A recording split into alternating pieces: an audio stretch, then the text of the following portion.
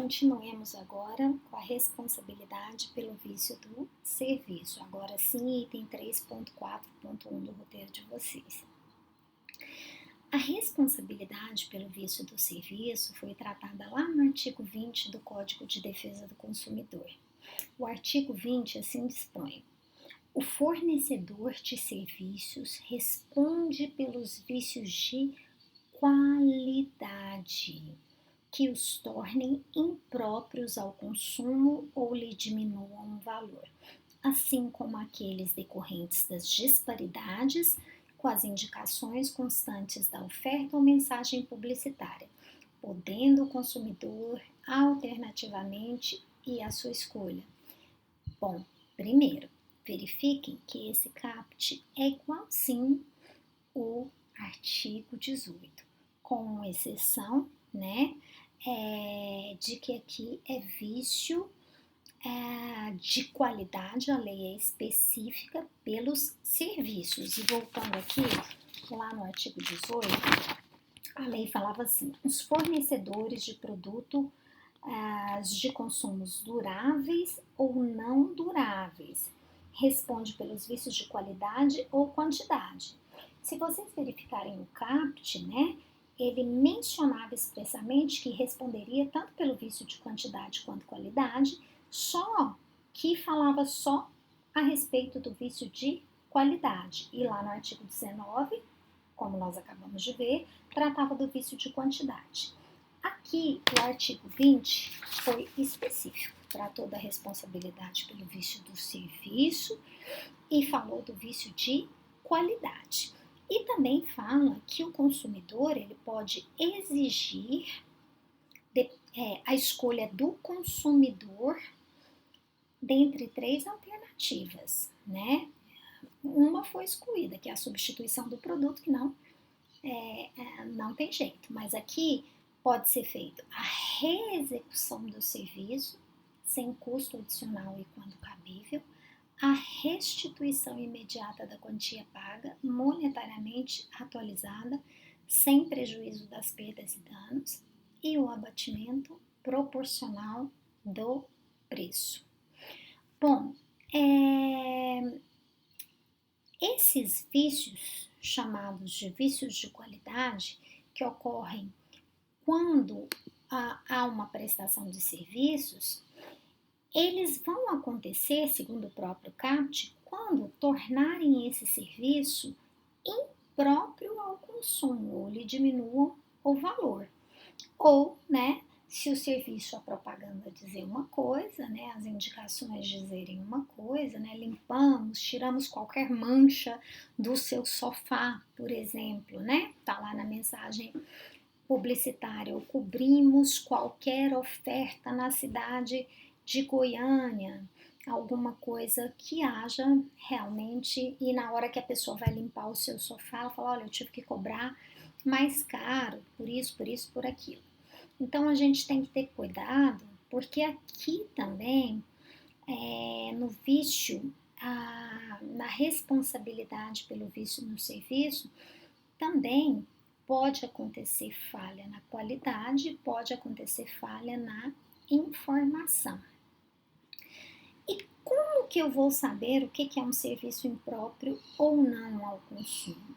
O próprio artigo 20, lá no seu parágrafo 2º, define. Ele fala que o serviço impróprio é aquele que se mostre inadequado para os fins que razoavelmente dele se esperam, bem como aqueles que não atendam às normas regulamentares. Então, vamos voltar aqui ao nosso caso da limpeza do sofá, Tiramos qualquer mancha do seu sofá, Então, eu contrato, falo: nossa, que bom, eu contratei esse prestador única e exclusivamente por isso, porque ele tira qualquer mancha, e eu tenho uma mancha aqui que ninguém nunca conseguiu tirar. E o prestador faz o serviço e a mancha continua lá. Então, gente, nesta situação, o serviço foi inadequado, porque lá na informação publicitária constava que ele tirava qualquer tipo de mancha do sofá, Então, assim, a mensagem ou o serviço foi inadequado um fim, eu só contratei o serviço única e exclusivamente por causa da mancha. Se não fosse a mancha, eu não teria contratado o serviço. Então, se a gente perceber, novamente, o código valeu daquela relação entre vício, né? Que o vício é inadequação aos fins a que se propõe, mas nesse caso específico é o serviço.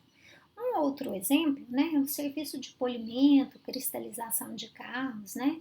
Eu mando o meu carro aí para o polimento e o carro não fica do jeito que eu queria, né? Vamos supor que o carro tá com umas manchinhas de tinta, né? E aí, tão logo saia do polimento, na hora que eu fui contratar o serviço, a empresa ou o prestador de serviço me falou que ia tirar completamente qualquer mancha que tivesse no carro. E isso não aconteceu. Então surge a oportunidade das escolhas, das opções aí conferidas pelo artigo 20, incisos 1, 2 e 3, que novamente são a reexecução do serviço, a restituição da quantia paga com perdas e danos e o abatimento do preço. Bom, em relação à execução dos serviços, é complicado, né? Porque normalmente você não quer mais que o serviço seja reexecutado por aquela pessoa, porque pensa no cabeleireiro, por exemplo, né? Que você vai lá pintar o cabelo, você é morena, quer ficar loira, você pinta o cabelo e esse cabelo quebra, esse cabelo não fica da cor pretendida, por exemplo, né? Eu vou lá, falo, olha, o serviço não ficou bom, não foi isso que você me prometeu, eu quero meu dinheiro de volta ou eu quero que você faça novamente. Só que eu não quero fazer com você. Eu perdi minha confiança em você, né? Então aqui, gente, esta reexecução, gente, ela é por conta e risco, né, do fornecedor quando o consumidor não quer mais, né, fazer com aquele prestador. Isso é muito comum, gente, na área que eu atuo, de prestação de serviço médico, né? Às vezes a pessoa se submete a um tipo de cirurgia e não dá certo, e aí ela vai ter que fazer uma cirurgia corretiva, ela não quer fazer mais com aquele médico que ela fez a primeira cirurgia. Bom, a segunda alternativa diz para restituir a quantia paga atualizada sem prejuízo das perdas e danos. Bom, é bom a gente lembrar aquilo que a gente comentou quando a gente estava tratando lá do artigo 18. O consumidor ele não vai conseguir esta indenização sem comprovar os prejuízos materiais ou morais. Então, geralmente, ele vai ter que entrar com ação para que ele consiga receber essas perdas e danos. E a última opção é a exigência do abatimento proporcional do preço. Muitas vezes, né, o consumidor ele tenta resolver o problema por conta própria, né, do que ficar esperando a boa vontade do fornecedor. Então ele fala, não, deixa quieto, me dá um desconto aí, estamos resolvidos. Então, é uma situação que ocorre bastante na prática. Bom, indo um pouquinho adiante, a gente tem que tratar do artigo 21, que trata do reparo, né? Quando houver necessidade de troca de uma peça de reposição, qual é a solução? O que a lei fala? O que deve ser feito a respeito, né? E esse regramento, ele está lá no artigo 21.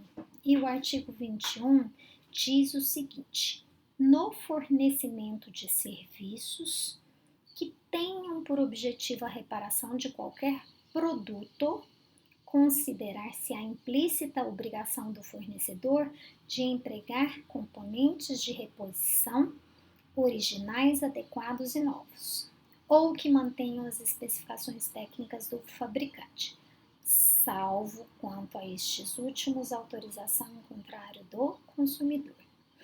Bom, primeiramente, vão ocorrer situações em que, tão logo eu retire o produto da loja, tão logo eu retire o produto lá do fornecedor, ele apresente defeito, né? Como tirei um celular, ligar a tela funcionando, não testamos tudo, quando eu chego em casa, eu vejo que o celular não carrega, por exemplo, não está carregando, né? Levo o celular de volta. Suponha que não seja um problema no carregador, seja um problema no aparelho e que precisa trocar, repor uma peça e mandar isso para o fabricante. O que a lei diz é que existe obrigação desta peça de reposição ela ser adequada e nova. E se ela não existir mais, né? Ela até pode ser substituída, desde que mantenha ali, que esteja dentro das especificações. Se vocês olharem a garantia dos produtos, vai estar sempre falando qual é a peça, qual é a parte que deve ser substituída. Suponha que não existe mais a parte por algum momento, né? Por alguma razão, aquela peça, vamos pensar nesse momento de pandemia que nós estamos vivendo agora, né? Suponha que a peça tem que vir dos Estados Unidos, tenha que vir da China, né? E nós estamos com restrições em relação à importação. Nesta situação, o fornecedor fala, olha, eu não tenho como consertar, né, o problema do produto dentro do prazo estipulado pela lei, 30 dias. Mas eu tenho uma peça aqui que serve, seu aparelho vai funcionar perfeitamente, eu posso te entregar ele agora mesmo. Você quer? Se o consumidor concordar, ele tem que dar a autorização, tá? Então, na verdade, o código, ele não está desprotegendo o consumidor, ele está colocando uma alternativa, né? Alguns autores dizem que esta ressalva estaria em desacordo com todos os princípios do Código de Defesa do Consumidor, por exemplo, o princípio da boa-fé objetiva, né? Mas, em razão desse princípio e dos seus deveres laterais, dos seus deveres anexos, o fornecedor de serviços ele deve informar o consumidor sobre as vantagens e desvantagens que a inserção da peça pode causar, né? E se isso vai comprometer a qualidade do bem ou não vai comprometer a qualidade do bem, ou se vai colocar em risco a integridade física da relação. Então, desde que esse dever, né, de informação ele seja devidamente cumprido, nesta situação, né, permite-se aí que o consumidor realmente faça essa autorização. Outra coisa, se vocês observarem bem o artigo 21, ele não tratou expressamente da possibilidade de se utilizarem peças de reposição usadas.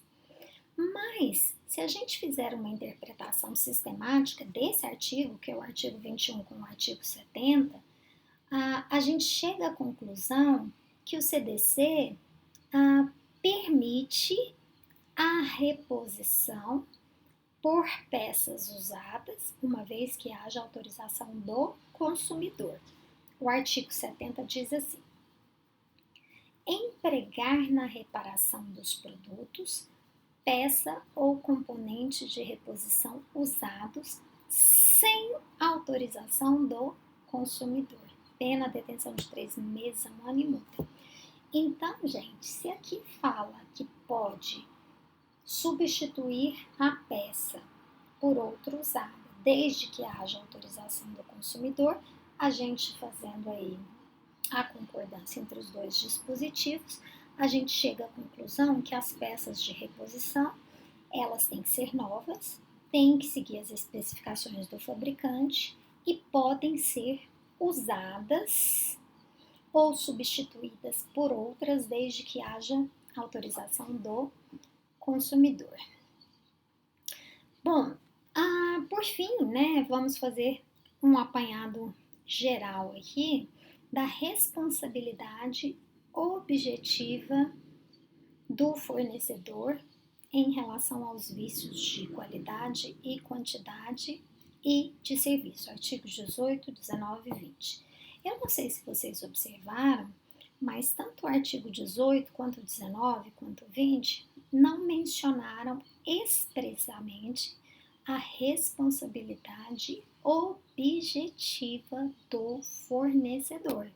Eles falaram apenas em solidariedade, em responsabilidade do fornecedor imediato, mas não falaram em responsabilidade objetiva, né?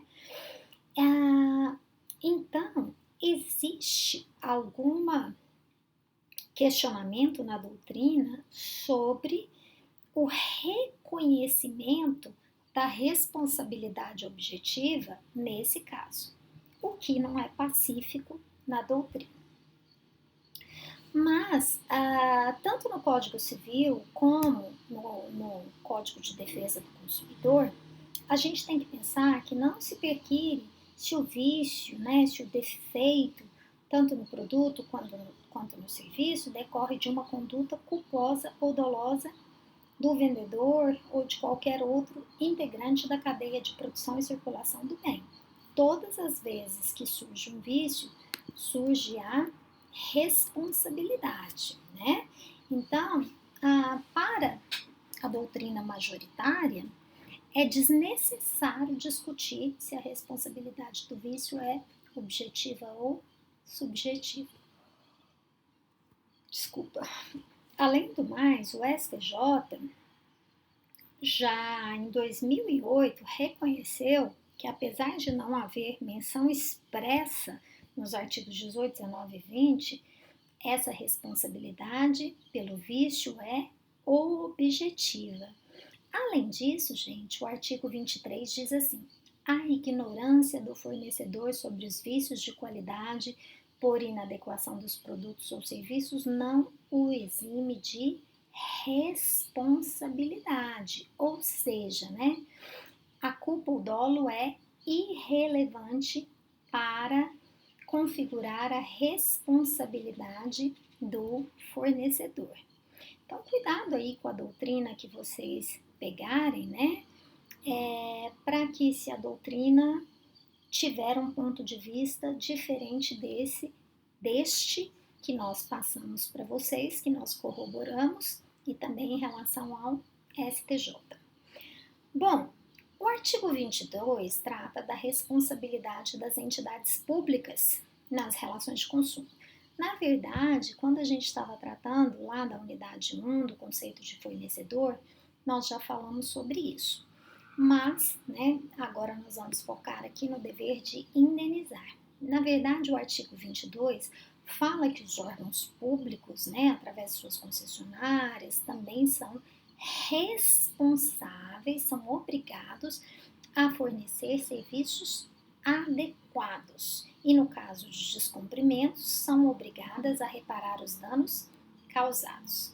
Então, gente, não existe nenhum tipo de dúvida sobre o dever de indenizar das entidades públicas, né, sejam elas da administração direta ou indireta. Todavia, né, o que a gente tem que pensar agora é por qual modalidade vão responder tais entidades públicas quando houver esse dever de indenizar, né? E assim, é responsabilidade pelo fato, é responsabilidade por vício. E por que é que existe essa indagação?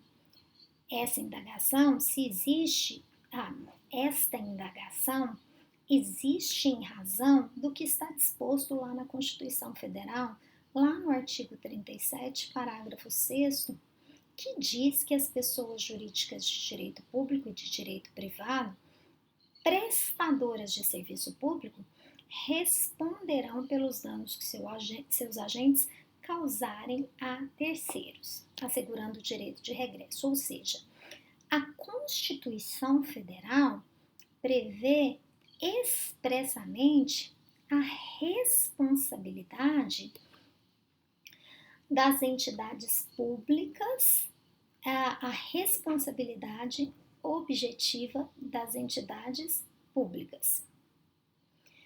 Bom, portanto, gente, nos termos da Constituição Federal, vão responder de forma objetiva apenas os entes com personalidade de direito público e os que possuem personalidade privada quando prestem serviços públicos. Lembra que nós falamos sobre isso e nós chegamos naquele raciocínio que hoje, né, o STF já definiu a questão que se o serviço fosse pago através de taxa ou tarifa ou preço público, né? Então a gente vai ter que definir isso, porque se o serviço for pago com taxa, né, aí os preceitos, a regulação não será do Código de Defesa do Consumidor. Se o serviço for pago através de tarifa ou preço público, né, então o que vai reger é o Código de Defesa do Consumidor. Então, gente, o que a gente tem que pensar? Toda vez que uma entidade pública tiver personalidade de direito privado, explorar atividade econômica, como por exemplo o Banco do Brasil, né, a responsabilidade será subjetiva. Entretanto, gente, se o Banco do Brasil causar um prejuízo a um consumidor, nesta situação responde de forma objetiva de acordo com o previsto no Código de Defesa do Consumidor. Então, cuidado aqui, né? Aqui, para definir se a responsabilidade é subjetiva ou objetiva, de acordo com o que prevê a Constituição Federal, eu tenho que definir quem é que está no outro polo da relação de consumo, se é um consumidor ou não. Então, a gente volta naquilo que a gente estudou lá na unidade primeira, né? Lá na unidade primeira, no conceito de fornecedor e no conceito de consumidor. E por fim, a gente vai voltar nisso na próxima aula, né? Mas como a gente vai encerrar o assunto responsabilidade, convém falar sobre o artigo 28, que fala sobre a responsabilidade de grupos de empresas, né? A responsabilidade do fornecedor quando ele tem ligação com mais de uma empresa. E o parágrafo 2º e o parágrafo 3º do 28 diz assim: as sociedades integrantes dos grupos societários e as controladas são subsidiariamente responsáveis pelas obrigações. Então veja bem, gente, se a minha empresa faz parte de um grupo societário ou se a minha empresa é controlada por outro, né? A responsabilidade da minha empresa é subsidiária, ou seja, mesmo que quem esteja no polo passivo seja um outro tipo de fornecedor, né? Se aquele fornecedor não arcar com as suas obrigações, né? A demanda vai poder chegar até a minha empresa. Por quê? Porque eu faço parte daquele grupo societário, porque eu sou uma empresa controlada por aquela que está no polo passivo. E por último, o parágrafo 3º, penúltimo, né, que diz que as sociedades consorciadas são solidariamente responsáveis pelas obrigações. Se se trata de consórcio, né, grupos de consórcio, a responsabilidade entre todas as empresas do grupo é solidária. E as sociedades coligadas, a responsabilidade das coligadas são aquelas, né, que têm uma pequena participação no capital da outra, aí elas só responderão mediante prova de culpa, tá? Mas lembrem-se, não existe denunciação à lide aqui.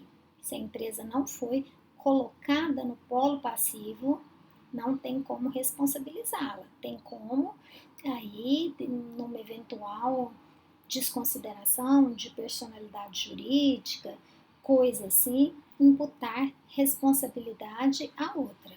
Mas, em termos de se ela não foi inserida no polo passivo, gente, na hora da propositura da ação, né, não vai ter como imputar diretamente responsabilidade a essas empresas, integrantes de grupos societários, controladas, consorciadas ou coligadas.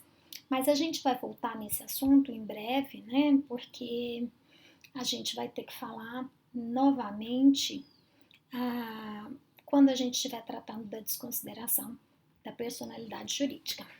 Por hora, nós vamos ficar por aqui. Eu gostaria muito de desejar a todos vocês uma excelente Páscoa, que o amor de Cristo possa estar no coração de cada um de vocês, com as suas famílias, protegendo, amparando, dando forças a cada um dentro das suas necessidades, e que a gente possa realmente relembrar, né, o sentido da Páscoa, o sentido verdadeiro, né, de reviver aí a ressurreição, o renascimento de Cristo em nossos corações, nesse período de dificuldade, nesse período em que nós estamos precisando muito desse amor em relação aos nossos semelhantes. Fiquem todos com Deus, estudem bastante, e muito poucos estão assistindo a aula. Eu preciso que vocês assistam mais, né? Eu tô vendo lá no YouTube. Poucas pessoas, nem todos da sala ainda assistiram às aulas. E é preciso ter disciplina, né, no estudo assim à distância, porque senão vocês vão perder o conteúdo. Aproveitem essa oportunidade, aproveitem para ver, rever, né? Peguem o material, leiam. Vamos fazer desse momento de dificuldade, né, um momento de aprendizado, de desenvolvimento de novas habilidades. Fiquem com Deus, um grande beijo.